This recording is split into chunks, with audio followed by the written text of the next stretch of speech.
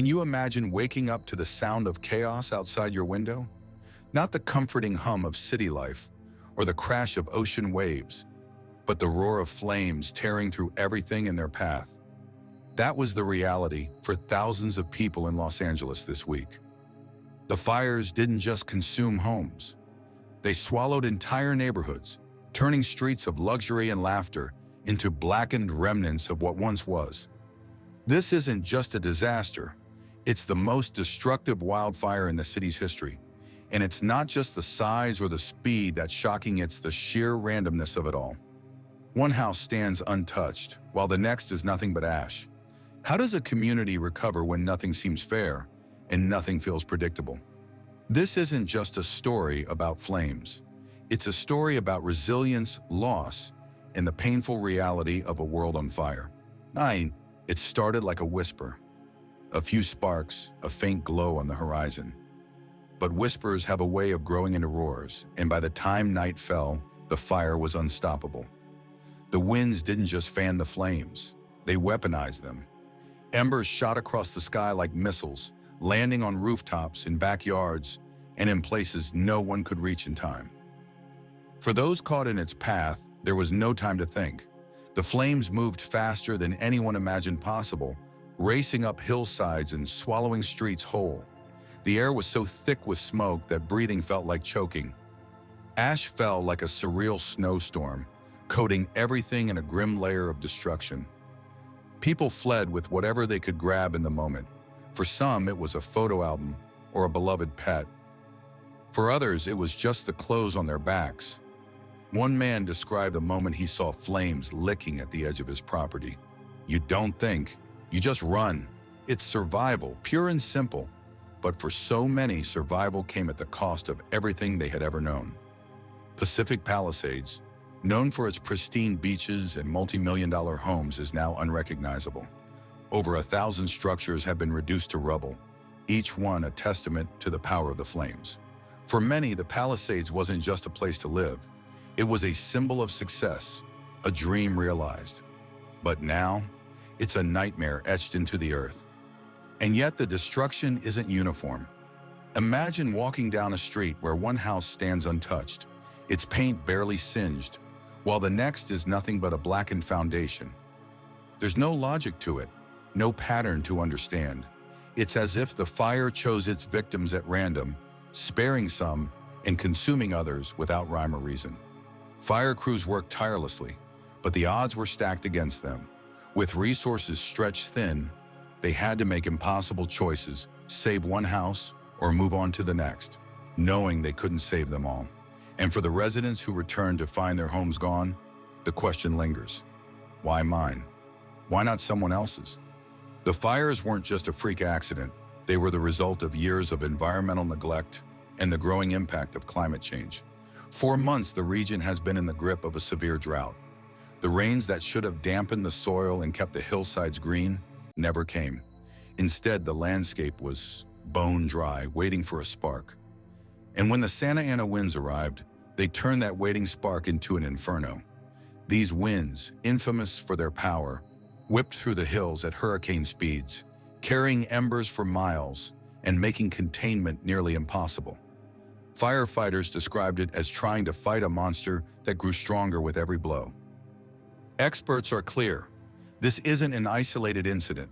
It's part of a pattern, one that's only going to get worse if we don't address the underlying causes. The droughts, the heat waves, the erratic weather, these are the symptoms of a planet in crisis. And while the residents of Pacific Palisades are feeling it now, they're far from the only ones. This is a warning for all of us. Behind every statistic is a person, a life uprooted, a family left reeling. There's the father who fled with his children, unsure if they'd ever see their home again.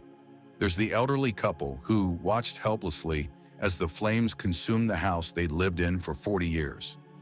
There's the firefighter who spent 3 days battling the blaze, only to admit that saving even one house felt like a miracle. And then there's the filmmaker in Malibu, whose camera captured the devastation in stark, unflinching detail. He stood on the beach, surrounded by the remnants of what once was, showing the world the fragility of a place we all thought was untouchable. His house, miraculously, survived, but nearly every other home on his street was gone. The randomness of it all is what cuts the deepest. Why one house and not another? Why one street spared while the next is wiped clean?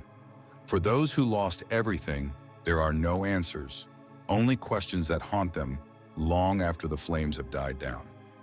For days, firefighters battled against insurmountable odds.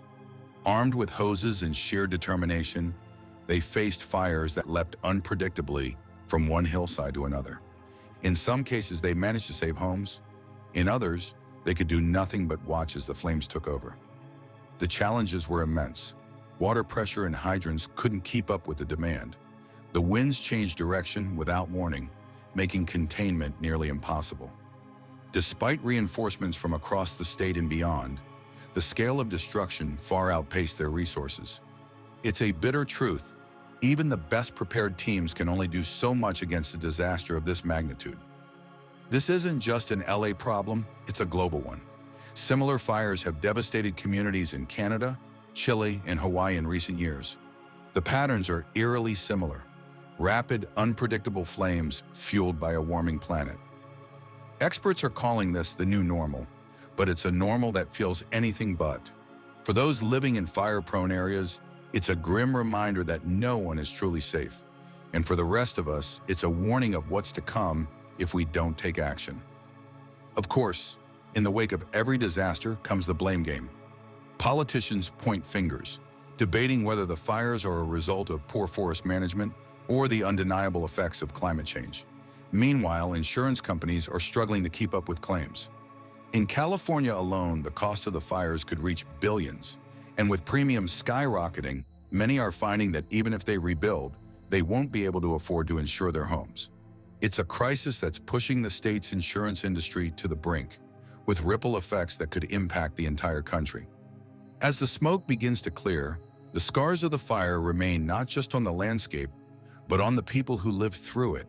For the residents of Pacific Palisades, rebuilding won't just be about bricks and mortar. It will be about finding a way to heal, to move forward, to create something new from the ashes of what was lost. But this isn't just their story, it's ours. It's a story about a world on the brink and the choices we have to make to pull it back. Will we listen to the warnings? Will we take action before it's too late?